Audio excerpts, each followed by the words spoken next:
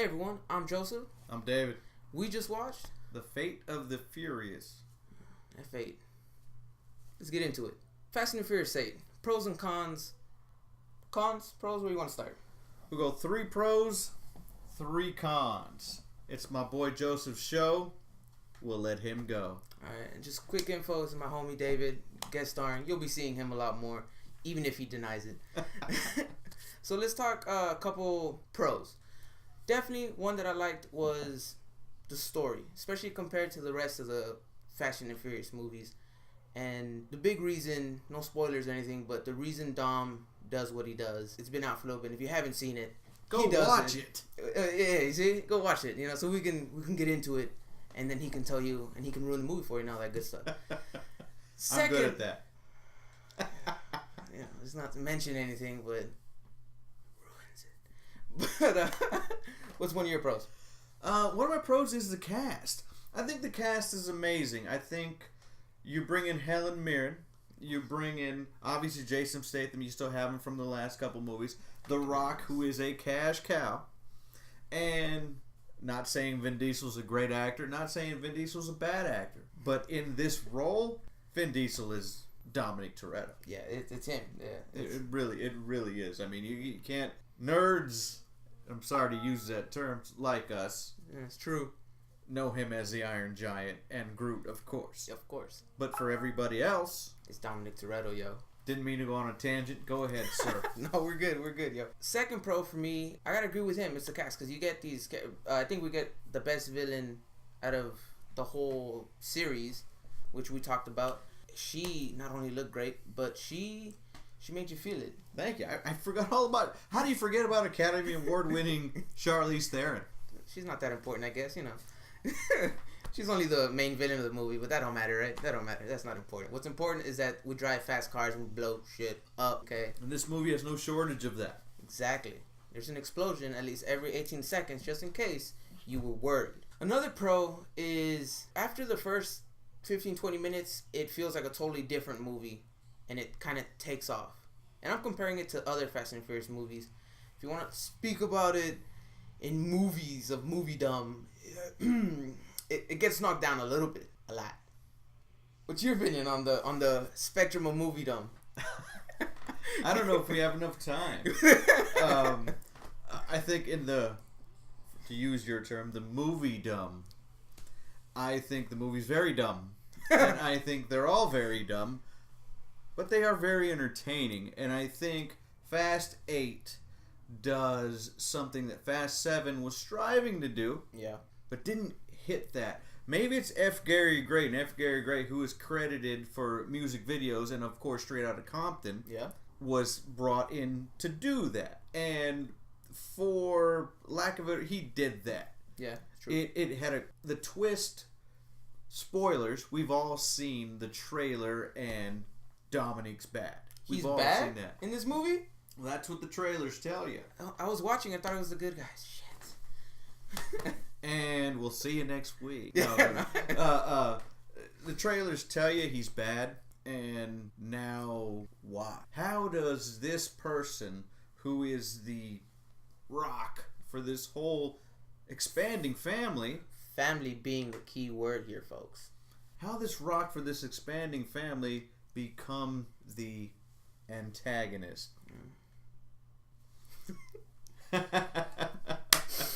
You'll get it in a sec. The antagonist is...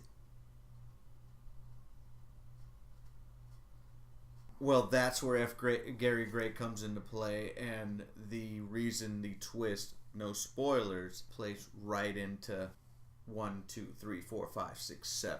Yep. It really does. Like I said, I think I'm not the only one who feels this way, but the Fast movies, we'll call them, are not great movies. They're not winning any Academy Awards. This is not The Catcher in the Rye book-wise. This is good, clean, American popcorn fun. Exactly. It's just entertainment is really what it comes down to. You know what? You know? $20 well spent. It was a good time. It was a fun movie. It really was. Like I said, overall, in my opinion, I thought it was the best of the franchise. And not to cut you off, but speaking of that, this is a franchise that has gotten better over time. That's hard to do. It is. Very true. Example A, Matrix. But we're not going to get into that. That's another video we'll be talking about. We will. We really will.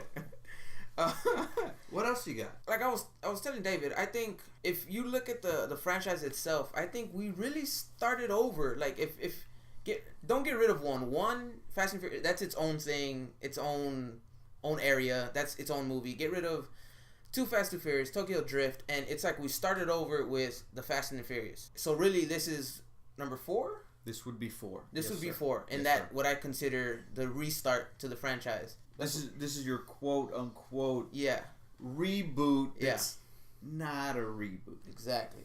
So I think in that sense, it's kind of a better movie in that sense. It makes money. It's entertaining.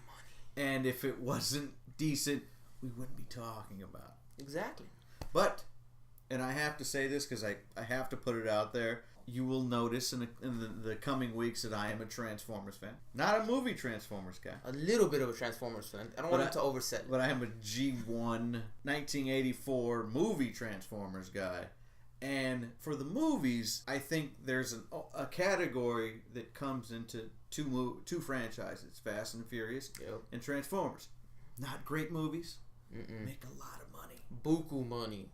That's why we're getting 2 more Fast and the Furious movies. And Michael Bay, you're a liar. You're gonna make another one. Just say it. I gotta agree with him on that. We're definitely getting another Transformers movie. Well, no. It's been said, but Michael Bay said he's done. Yeah, but he's not. You're full of shit. Yeah, it's buku money, people. It's too much. They make $1 billion every time. Let's talk cons. Now that we've kind of talked pros. Cons. No. You know what? Let's keep going with pros. I think there's more pros. I think there is. I could agree with that. I can agree with that. You know, I mean, because the initial was with the cast. Yeah. The story. And the way they play it out. You know, the way they... Because you could have a good story, but you could botch it. And I think they did a good job of giving us what we needed to make it flow well. I think the pacing was real well. Mm-hmm. I think it didn't harp on too many things that it had to. A scene, no spoiler, Letty sat there and said, you know what, Dom doesn't do that. And then she sits there for 2 minutes, and then we move on. But you know it's in the back of her mind. It was a flashback. Yep. But then you said, okay. Past Furious movies, before the reboot, would have expounded. Yeah, oh yeah. We don't need all that. Let's just put it in your head. I don't think everything is right. Exactly. It's not quite black or white or cut and dry. No. There's no black, there's no white. I think there's a gray. Here's a seed. Marinate. We'll move on. I like that. Marinate. I enjoyed that. Cons. Well, I love that, by the way. Do we have enough time? I mean, sit back and enjoy this because we're about to get into the con section. And it's got... For all the Star Trek people, we're about to hit you with the Wrath of Khan. All the pun intended. And we're going to hit you with the original Wrath of Khan. We're not hitting you with no Cumberbatch Khan. We're hitting you with some... In his defense, Cumberbatch was pretty dope. Homeboy said it right. CGI. Let's just start there. Because CGI nowadays should never really be a con. It should never really be a huge issue in a movie now because CGI is fantastic. I mean, let's be honest. Whenever you can make... It's going to hit him hard. It's going to hit you hard. It's going to hit you real hard. It's gonna, yeah. We're still talking about CGI. We really are. Whenever the admiral who blew up Alderaan is all CGI, and you can't do it. Car, some explosions and some driving fast. One thing I didn't like, which is not like a huge con, but in the beginning, the whole back and forth between Cypher, which is her name in the movie, Charlie, right? Charlize. I just left. Sorry. And Dom, Vin Diesel. The whole fate brought you here, and I was like, don't give me that. Fate. All right, you did. Like, I was kind of just, come on. Don't give me a word that's in the title. Yeah, it's like Will Smith saying, "I guess we're a Suicide Squad." Exactly like that. You know we what don't I'm saying? want that. It's no. You know, to take a page from a fellow YouTuber. Everything wrong with blank. Everything wrong with blank. They always say, like, they said it themselves on Suicide Squad, saying, "I guess we're a bunch of Suicide Squad," and they're like, roll credits. Yeah. Like, exactly. We don't need the name. Oh, it's fate. Yeah. And then it's just... Next thing I was waiting for Vin Diesel to be like, well, I'm furious. CG was bad. Yeah, that's... CG had its highlights. Had good moments. There was one or two. Yeah, that was... You were like, that's dope. Looks good. But the rest was...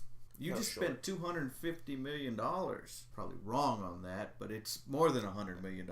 And you spent all this money. We're doing a YouTube video for $6. Don't botch the CG because you want to go hard for story. You want to go hard for this because you didn't go hard for either of them. Not killing this movie, but we will kill a movie. Not killing this one. Though. Yeah, because at the end of the day, it surprised me, to be honest, because when we talked about it before we went to go see it, I knew I was definitely like, I'm gonna watch it. They're fun movies to watch, but I totally expected to walk out and be like, that movie sucked. I'm the harsher critic of the two.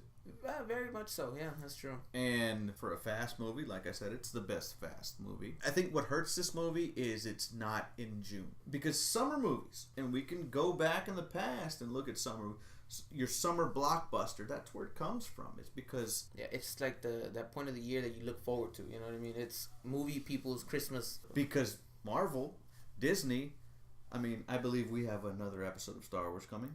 I think so. I'm not sure. And that's in December. We'll be there. Yes, we will. And then we'll be here. That too. And he'll still be here. Personal opinions. Being that I went first.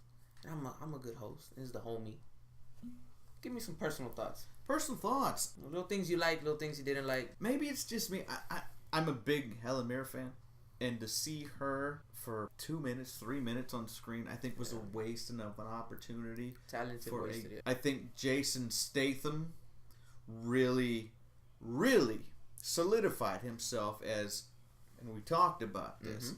For me, Tom Cruise is the greatest action guy of all time. You can't handle the truth. But for our money and for our time, I think Jason Statham could really hold that mantle and really carry the torch. I think Jason Statham has done enough.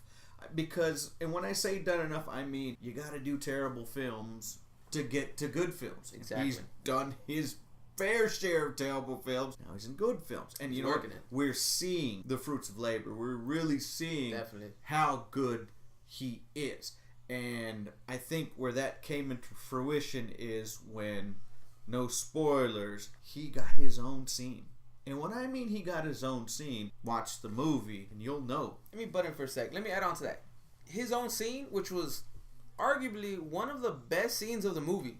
Both, if not the best scene. Exactly. Both in action and humor. Like, there's some stuff that you see in this scene that you're just like, that's awesome. That's amazing. I was kind of blown. And then there's, amongst all that, dude was funny.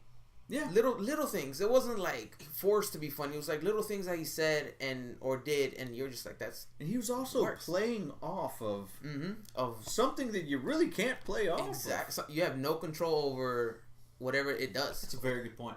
I'm glad you brought that up. Can I reverse to a con? Yes, you can.